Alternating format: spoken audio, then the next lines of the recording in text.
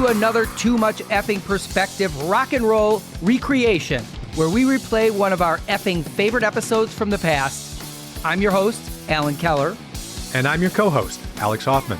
And today, we're featuring our wide-ranging talk with Patterson Hood and Mike Cooley from the band Drive-By Truckers. You know, Patterson has gotten so much flack for the name of the band. He actually wrote an entire op-ed about it for NPR, where he said it was a quote-unquote drunken joke that he thought of when he was broke and working two jobs. Yeah, I remember that. Now, to be fair, I think there are very few band names that hold up to scrutiny. So rather than bring up the Hootie and the Blowfish, Hoobastanks, and the Beatles of the world... Wait, hold on. Wait.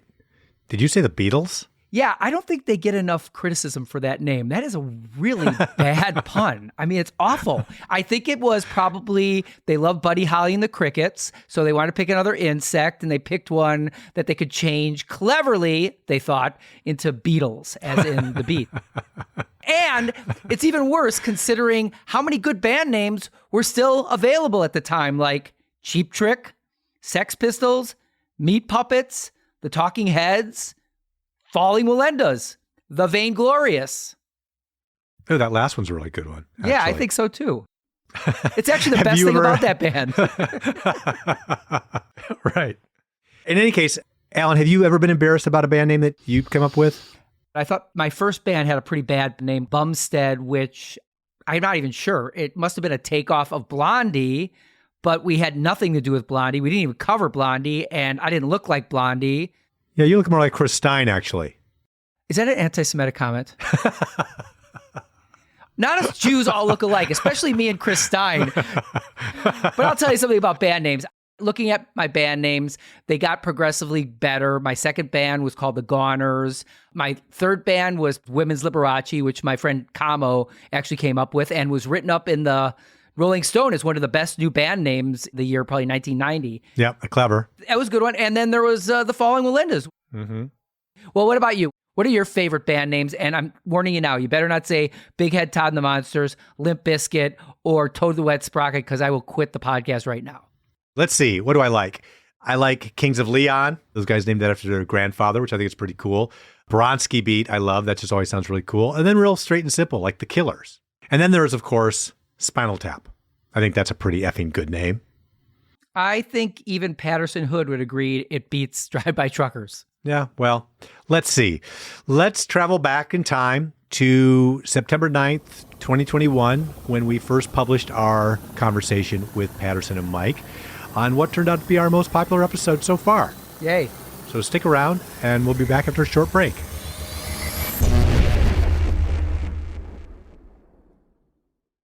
We always start these interviews by asking our guests, what is their favorite scene from the movie This Is Spinal Tap, and why? I'm kind of fond of the one in the limo where the driver's just yada, yada, yada, yada, yada, and I think the Nigel character hits the button and the little divider starts coming up and the guy's still talking. I've never had that device at my disposal, but I've done the equivalent of that. The movie was long before we knew what a chatty Uber driver was, but now everybody's been in that scene where you wish you could just mute this guy. It's like, please, I just want to go to the hotel. Stop talking. It's like the whole Spinal Tap thing, the whole humor is based on the fact that those guys were taking it really seriously and being inept. And we sort of like from day one embraced the fact that the very nature of this job is absurd. Yeah. And all the best parts of it come from the absurdity. I mean, our name is fucking Spinal Tap, for Christ's sake. Okay, tell us about one of your band's more absurd Spinal Tap moments. I think of Jason Isbell trying to take a shit that night in Detroit. And bless his heart, I know he wouldn't care me telling this story because I'm pretty sure I've read him tell it before. But back when Jason was in our band and he was basically shitting his brains out in the stall. Yeah, I mean, we've all had to try to get through the show with our dinner not agreeing. Yeah, and so he's in there just taking a monument.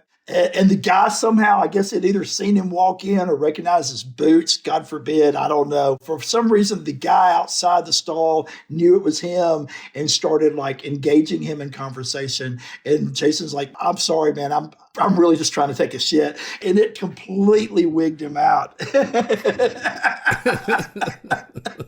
Well, there's a fine line between shooting the shit and actually shitting.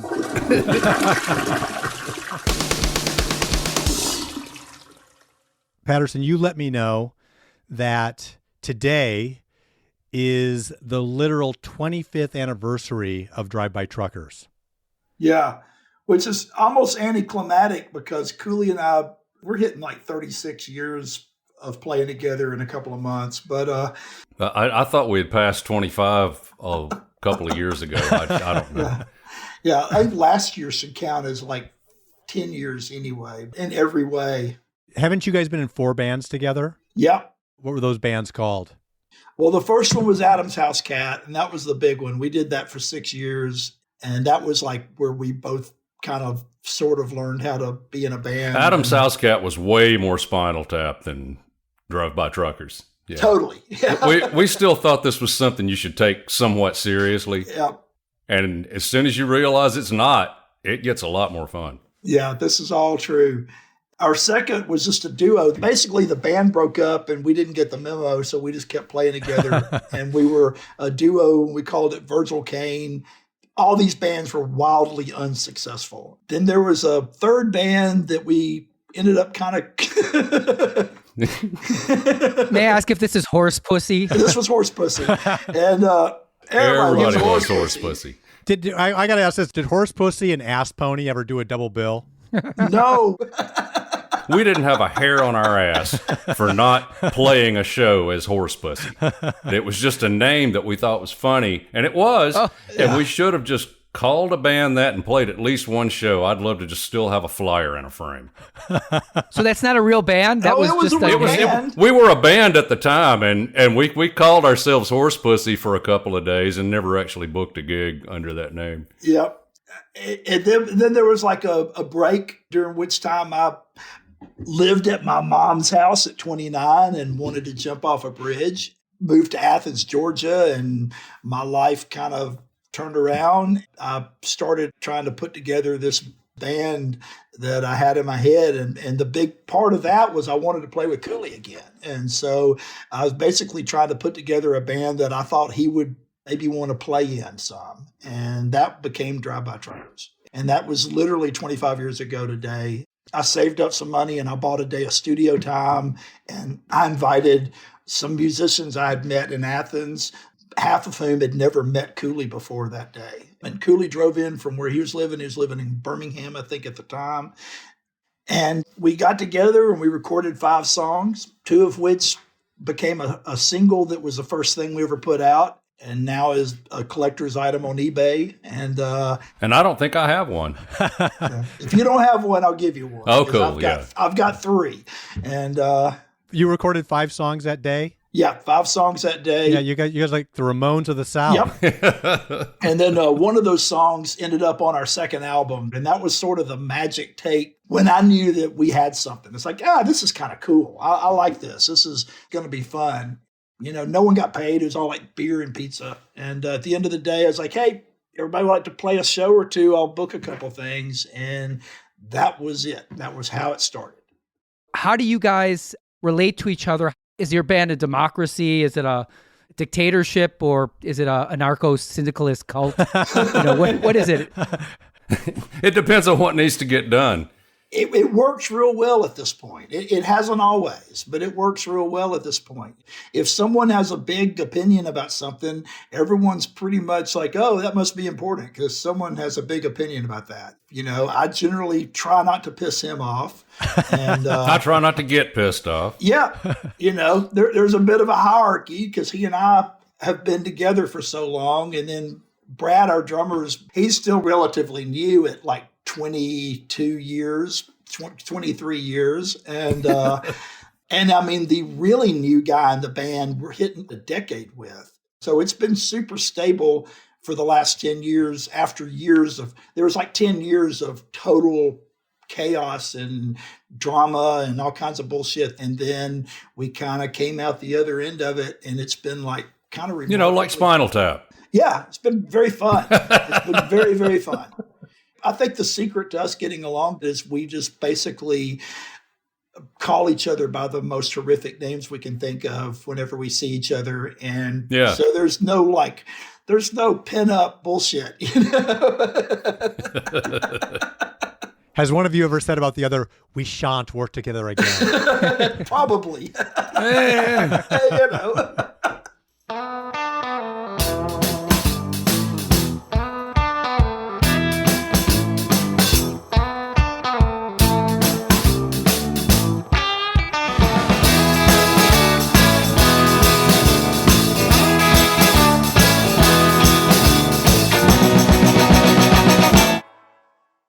I remember last summer when you wrote that article for NPR, basically apologizing for calling yourself drive-by truckers.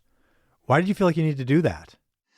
Yeah, it's a stupid name, and it's okay. I was in a time in my life that embracing the absurdity of all of it was kind of right up my alley. It was the 90s. And as far as the new music scene in the 90s, a lot of it was taking itself very seriously in a way that I found not particularly appealing.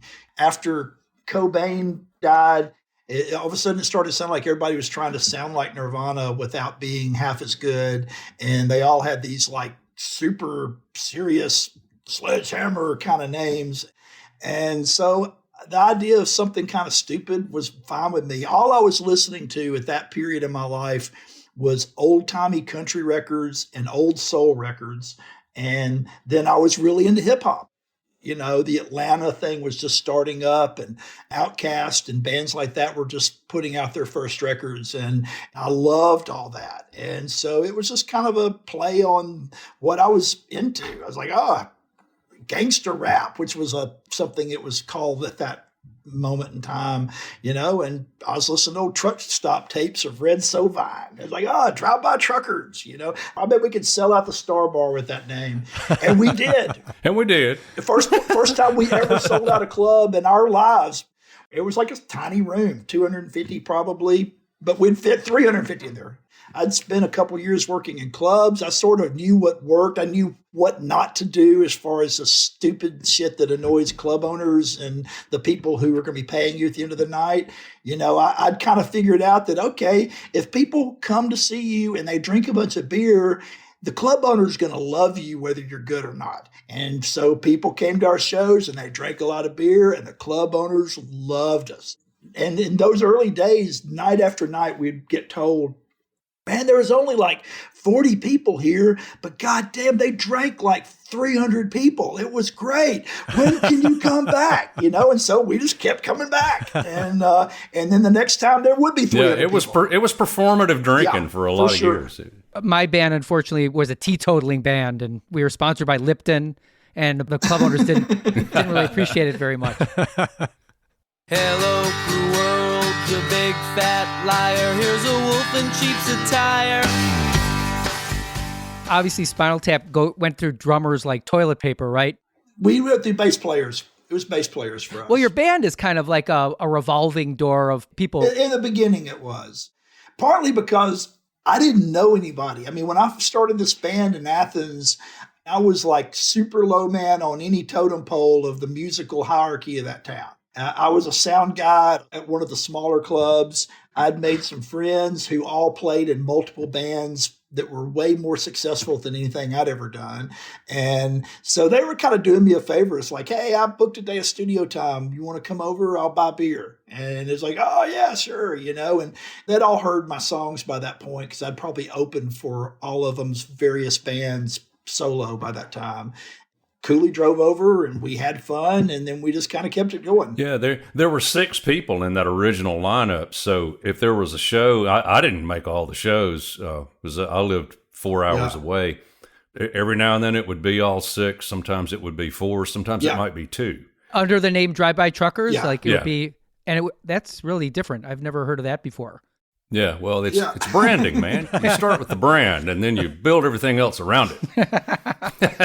As terrible as the name is, I had the name first. I mean, I actually intentionally had that name. So that all lands on my sorry ass. I'm sorry, Cooley. I really am. If I'd had any idea. Listen, it could have been worse. It could have been horse pussy. Oh, well, no, I'd love that. Cause... I mean, no, that's probably not worse. I'd take that. Patterson Hood lives in Portland, Oregon. And back in 2020, he took part in and filmed the George Floyd Black Lives Matter protests that were in the news. And that footage ended up becoming a powerful music video for the band's song, The New OK. Yeah, we've always had a political aspect to what we do. At the same time, I don't know if any of us ever really wanted to be like Jane Fonda. You know, it's like I wrote a song. I wrote What It Means because it was eating at me. You know, the whole Ferguson thing, it just was happening at that time. And the Trayvon Martin decision had just come down where they weren't going to charge the guy. And it was so awful and terrible and wrong. And it was driving me crazy. And I wrote this song. And I thought, I don't know if the band will want to do this. I don't know. But I played it for her. And Cooley's response was basically to play me his new song, which was Raymond Casiano. And it's like, oh, okay, I guess this is going to happen, And the next thing you know, we basically were making the American band record. This isn't a new thing for you guys, though, obviously, right? Southern rock opera, when did you record that? 2000? Yeah. Something like that? I mean, yeah. You were making social and political commentary in that for sure. album. I even asked you some things about that, Patterson. I remember it was some things I learned about George Wallace that I heard in the songs and the admiration between Ronnie Van Zant and Neil Young.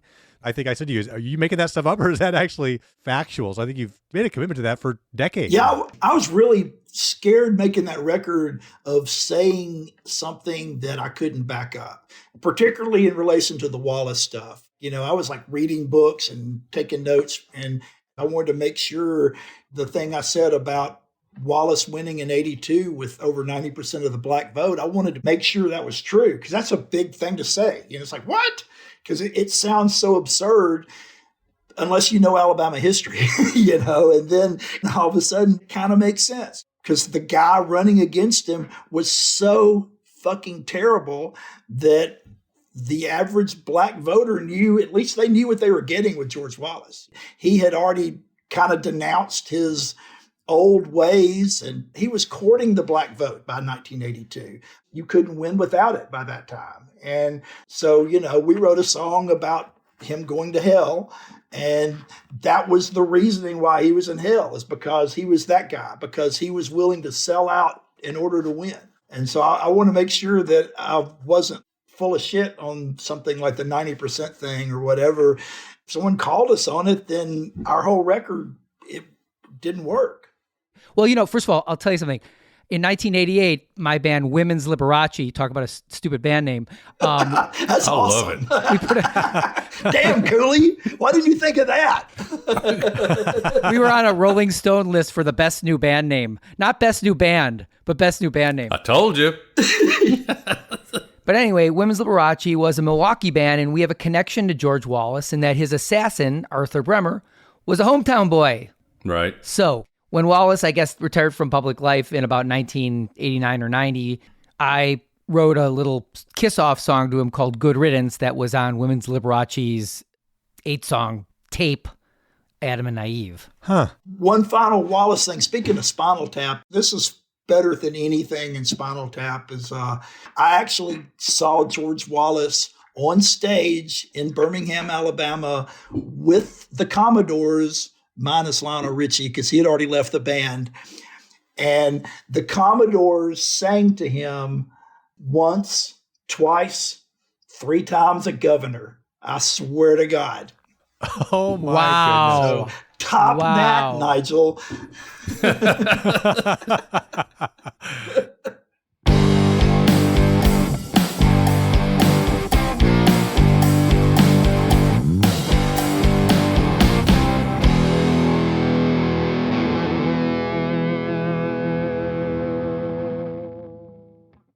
bringing it up to COVID times, can you tell us about the first gig of your most recent tour? Indianapolis, Indiana, the Vogue Theater.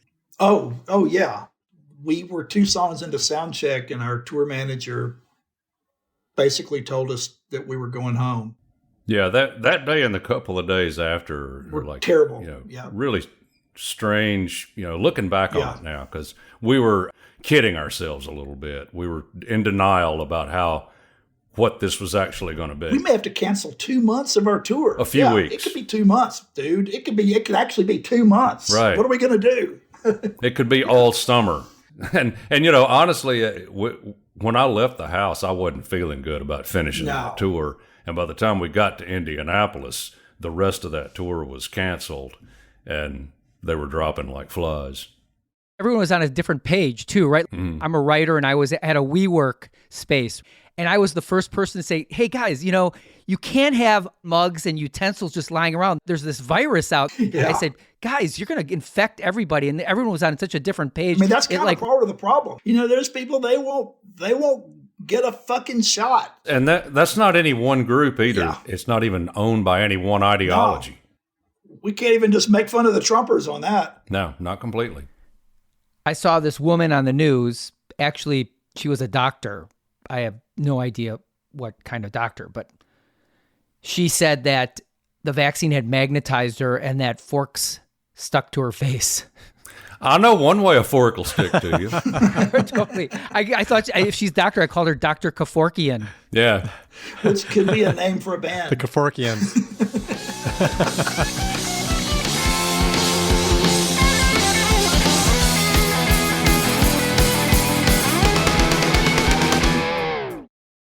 Athens, Georgia is probably the original indie music scene, right? It's one of them. I mean, it's a good one. Athens is late 70s with B-52s, and then there's probably Minneapolis. Sure, that's a good one. And then Seattle and Chicago. Yeah. Right? Chapel Hill was like always on the verge of blowing up, but it never quite did, even though there was a killer bands out of there. Yeah. But Athens had more bands per capita in the 1990s than any place on earth. And Athens is only like 120,000 people tops, and some really great ones. And it was a diverse scene. I mean, it was like all kinds of stuff, from Elephant Six to hippie bands to... Of Montreal, one of my favorite bands. Yeah. Yeah. So it was crazy. What do you attribute it to? The water, the air, the... REM. Okay. Domino effect from REM, because they created this idea that, hey, you can actually do this. This is a cool place. And it was a cool town. I mean, I live in Portland, and people all the time are like, did you have culture shock when you moved from Athens, Georgia to Portland, Oregon? It's like, no, I had culture shock when I moved from Muscle Shoals, Alabama to Athens, Georgia. That was culture shock. I mean, Athens and Portland that's a much bigger are step. way more alike than you would think. They're both super hip, liberal, artsy towns. And Athens actually has the more liberal local government. One of our city commissioners in Athens took her oath of office on the autobiography of Malcolm X. She's a hip hop performer, and she's amazing. Mariah Parker.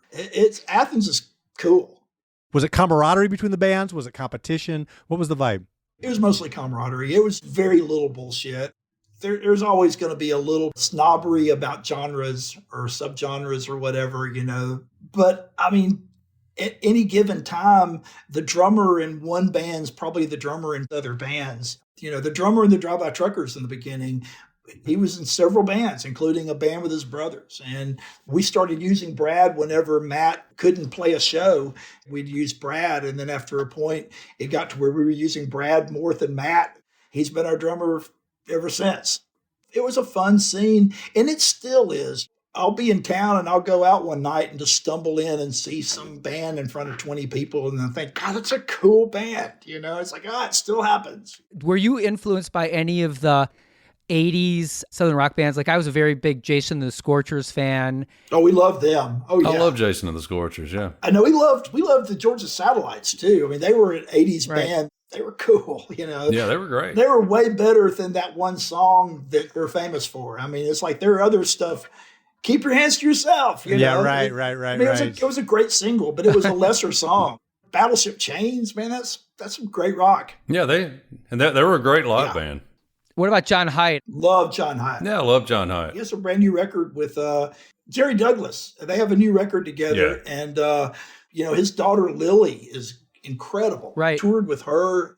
She's badass. One of my greatest concerts I ever saw was 1981 or 2. John Hyatt opened for Graham Parker. Oh, fuck. Oh, that'd be great. And that's when John Hyatt was more of a pop guy, right? Yeah, I love those records. Yeah, like Kiss the Girls and Make Them Cry, and Slugline.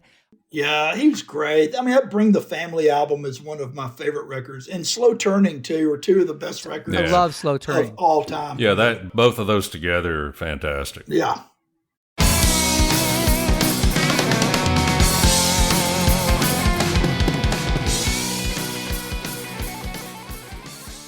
Patterson, you did sound for a while. You were at least on the sound team, right, at the legendary 40 Watt.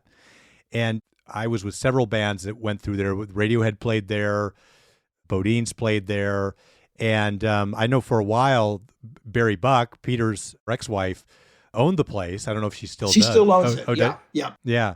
She's a close friend, one of my favorite people. And Valina, who works with her, she's been booking it since before I moved there. It's like 92 or something. Wow. There's still people who worked there when I worked there. Any crazy stories from the 40 Watt?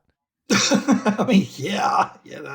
Yeah, I mean, once upon a time, the end. Every waking moment qualifies as a crazy story. For sure. One of the managers there, he would hire me to make extra money cleaning up after shows, just, mopping the floor and shit. And his name was Craig. He ended up coming to work for us. He worked on the road with us as our merch guy for 7 years, and unfortunately has passed away. He and I had to mop the floor and clean up after a Flaming Lips show on the Soft Bulletin tour. And hundreds of pounds of confetti mixed with all the spilt beer on the floor. And you come in the next day and it had become like cement. And so we were literally like scraping the dried confetti and dried beer off of the concrete floor for like 8 hours a day. I want to say we played a show there maybe a few weeks after that, and there was still confetti from that show on that floor. I'll guarantee you there is still confetti on that floor from that show. Well, coincidentally, my bandmate that I've been together with for over 40 years, and he played bass on Soft Bulletin on the song Superman. That's my favorite Flaming Lips song. It's one of my favorite songs in the world. So, is that crazy? Yeah. Tell me if this ever happened to you. So he and I were once at a bar, and we were talking to this guy, and we told him we were musicians, and he goes, "Oh, you're a bassist?" To my friend. He goes, "I'll tell you my favorite bass. It's Superman on Soft Bulletin." It's a great part. And he goes, "That's me." Well, I'm Facebook friends with this guy here in Portland. He's a studio owner and session player from years and years back. And his name's John Neff, which is the same name as a former pedal steel player in the Drive-By Truckers, incidentally. And so we become like Facebook friends. But I just found out the other day, he's the guitar player on Me and Mrs. Jones by Billy Paul, which is that's one of my favorite songs ever. Me too. Well, so I was at a preschool, and there was a dad there, and he was a guitarist, and we were talking about guitar. I go, my favorite guitar album of the last 10 years is the first Frank Black and the Catholics album. It's a great record. And he goes, "That's me." And he goes, it was Lyle Workman. I go, wow. I honestly did not set you up for that. I had no idea. My dad played bass on a Frank Black record. Which one? What's the name of it? He actually played on 2 of them. Teenager of the Year. And it's like several after that, like 2003, 2002. I don't know, sometime like that. But your dad isn't just any dad. He played on a ton of soul records. Yeah, my dad's David Hood from the Muscle Shoals Sound Rhythm section. And yeah, he's played on a ton of stuff. Wilson Pickett? Pickett and Aretha and Bobby Womack, some of my favorite stuff. And Willie Nelson, he played on Phases and Stages. And Bob Seger and Paul Simon and Rod Stewart. Boz Scaggs Loaned Me a Dime with Dwayne Allman. That's my dad on bass on that. Amazing. But when we were starting out, Dad would make fun of the music I listened to at that time, including the Pixies. And he would refer to them as the Chocolate Vomits. That was like his catch-all name for something I liked that he thought was out of tune. And he would always make fun of the chocolate vomits. And years later, he ended up playing with Frank Black. And he and Charles hit it off like gangbusters. And he told him the story about that. It's like, when my son used to play me the Pixies, I thought it was the chocolate vomits. And Charles thought that was hilarious, and they became buds. So, it all goes full circle. My dad actually was Al Jarreau's electrician. So he didn't play on his album, but he wired his house.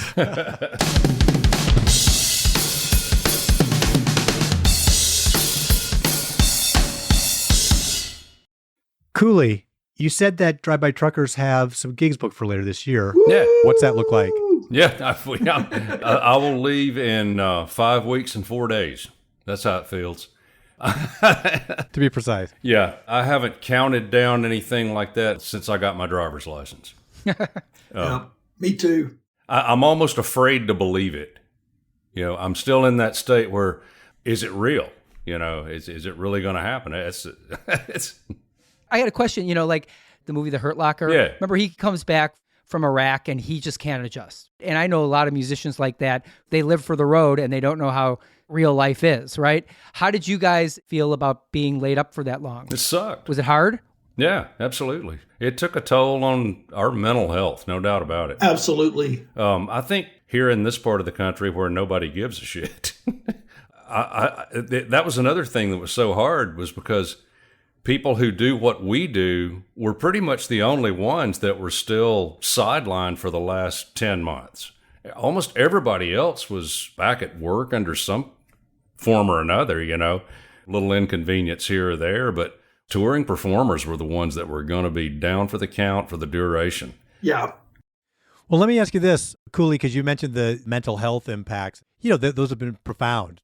Has there been any kind of support in an organized way? Has the Grammy Association or ASCAP or BMI or any kind of groups that work with musicians all the time come forward with anything?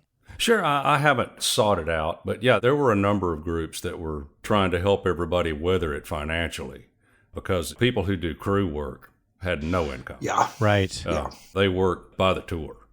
I'm sure there were some folks out there within the industry helping hook people up with what they needed if they needed it. Luckily, I was able to talk myself down over and over and over and over and over. Gave yourself talk therapy. Yeah. And our big nonprofit that we've had the most involvement with for 21 years now is called Nucci Space. And it's in Athens, a musicians resource center with their emphasis on suicide prevention. We do a fundraiser every year when we go back and play 3 nights at the 40 Watt in Athens. Next year it's going to be 4 nights, actually. And we raise money for them. Amazing. And then our fans have kind of taken it on as something like the diehards that come to homecoming every year. Because when we play homecoming in Athens, the majority of the tickets are people flying in from all over the world, literally, to come do this thing. And they've taken upon themselves to make us look bad on our fundraising efforts for Nucci Space, and in a beautiful way. So they raise way more money than we do now every year. I think they raised like almost $50,000 this year, and we didn't even have a homecoming, but they knew that Nucci's needed to have that check, and so they raised money. And there's the fact that this fan base enjoys hanging out with each other as much as any other aspect. I'm not really sure we even need to be there. No. Yeah, we can do it as a Zoom call, but we won't. Would they even notice if we didn't show up? This is all true. This is completely true. By the way, they've been holding these without you for a long time during the whole call. They just didn't tell you. You weren't invited.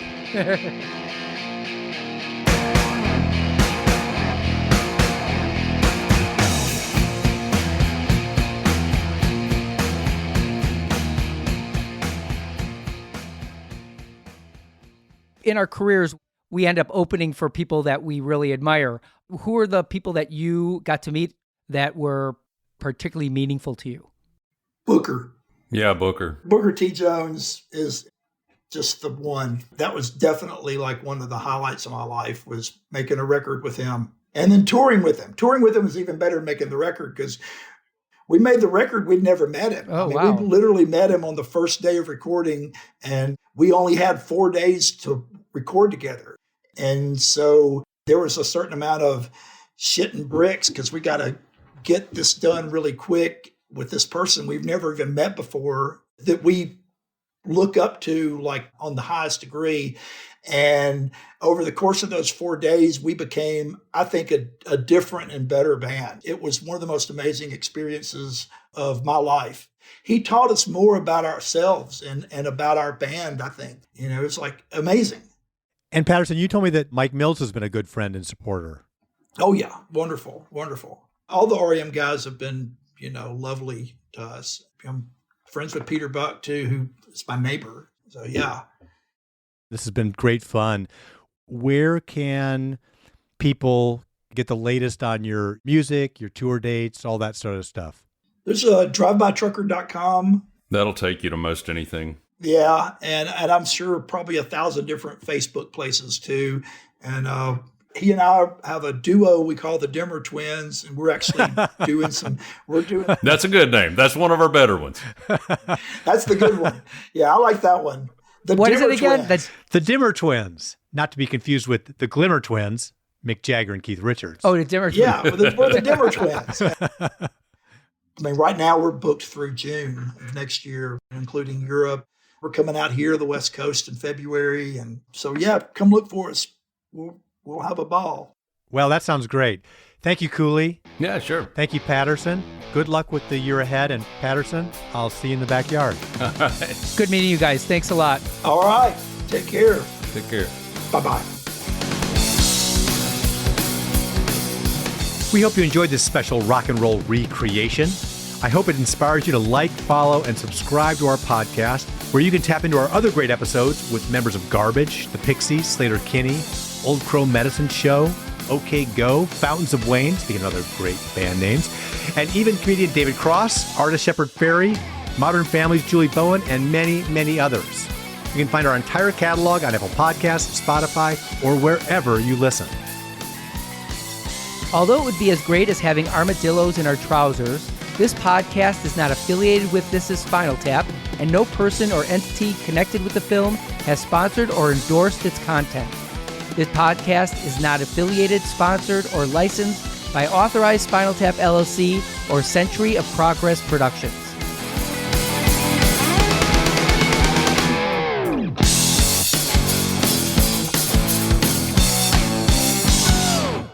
Too Much Effing Perspective is a Milwaukee Talkies original. Evergreen Podcast Network.